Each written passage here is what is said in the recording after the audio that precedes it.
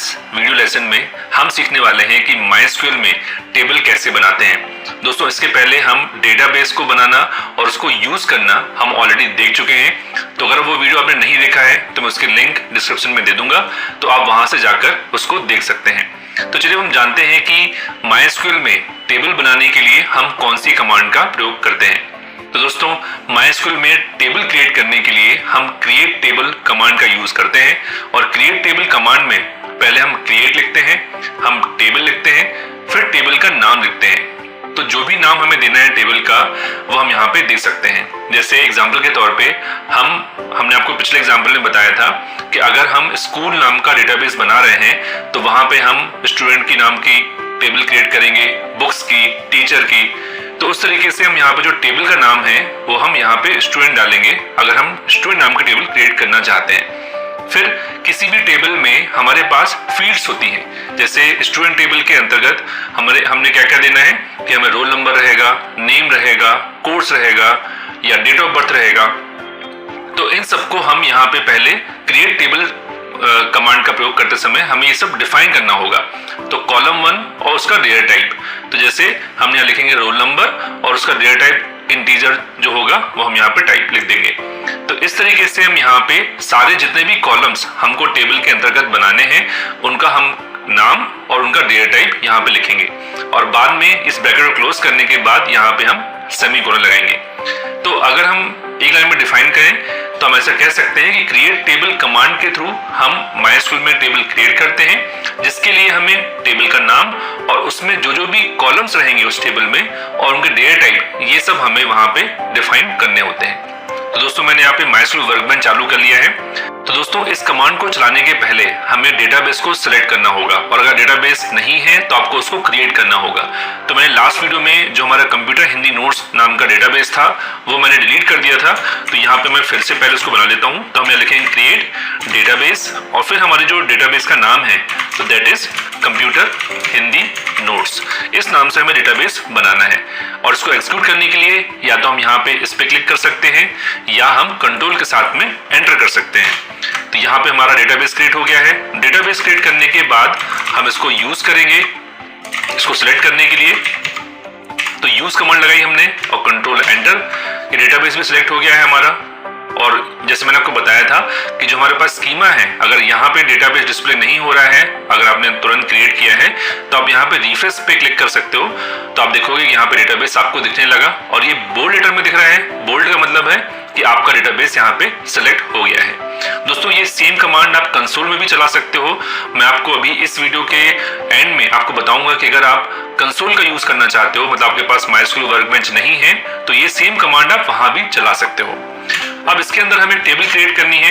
तो यहाँ table create करने के लिए जैसे मैंने आपको बताया कि क्रिएट और हम टेबल लिखते हैं और फिर टेबल का नाम हमें जो भी देना है। तो मैंने यहाँ पे स्टूडेंट नाम की टेबल डिफाइन की, यहाँ पे हम ब्रैकेट लगाएंगे, एंटर किया हमने और यहाँ पे हम सारे कॉलम के नेम लिखेंगे जो भी हमें इसके अंतर्गत चाहिए है। तो हमने कहा रोल नंबर, ठीक है। अब यहाँ पे हमारा इंट हम डिफाइन करेंगे क्योंकि हमें यहाँ पे इंटीजर चाहिए है और उसकी जो मैक्सिमम लेंथ है वो कितनी रहेगी, तो हमने कहा यहाँ पे 11 उसकी लेंथ रहेगी, कॉमा सेकंड हमारा क्या रहेगा, तो हमने कहा सेकंड जो हमारा कॉलम रहेगा वो रहेगा स्टूडेंट अंडरस्कोर नेम। दोस्तों आपको याद रखना है कि हम कभी भी कॉलम के नेम में स्पेस और स्पेशल कैरेक्टर का यूज नहीं करते हैं। अगर आप किसी कॉलम के नेम में 2 वर्ड यूज करना चाहते हो तो वहां पे हमेशा आपको अंडरस्कोर का यूज करना पड़ता है। अब उसके बाद यहाँ पे हमने लिखा उसका डेटा टाइप।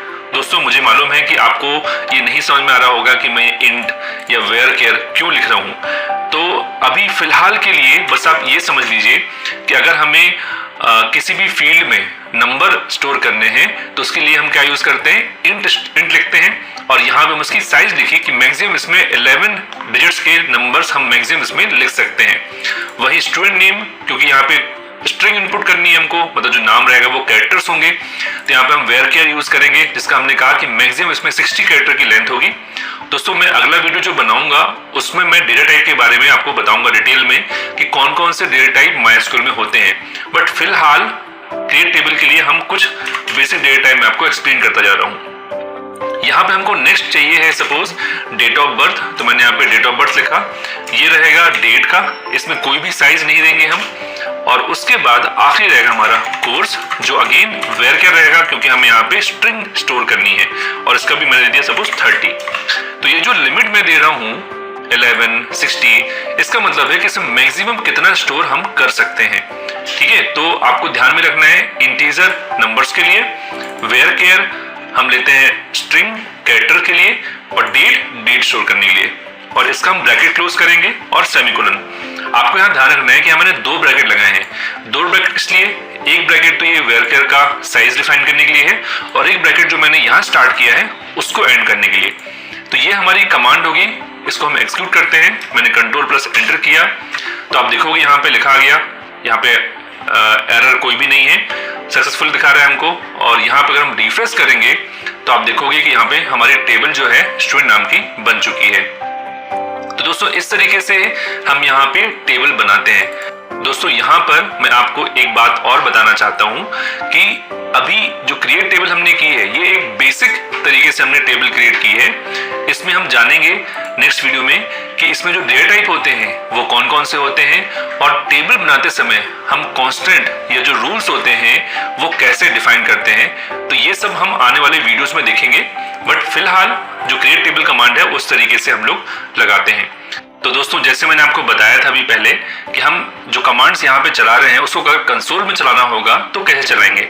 तो जैसे मेरे सिस्टम में वैम सर्वर इंस्टॉल है, तो यहाँ पे मैं वैम सर्वर पे जाके आइकन पे सिस्टम ट्रे का जो आइकन होता है वहाँ पे मैं क्लिक करूंगा, और उसके बाद यहाँ से मैं जाऊँगा MySQL पे, और उसके बाद आप देखोगे कि MySQL कंसोल यहाँ पे आपको दिख रहा है। और उसके बाद यहाँ पे यूजर नेम हम डालेंगे तो रूट रहता है, और पासवर्ड हमारे पास यहाँ पे एम्प्टी होता है, कुछ भी नहीं डालना पड़ता।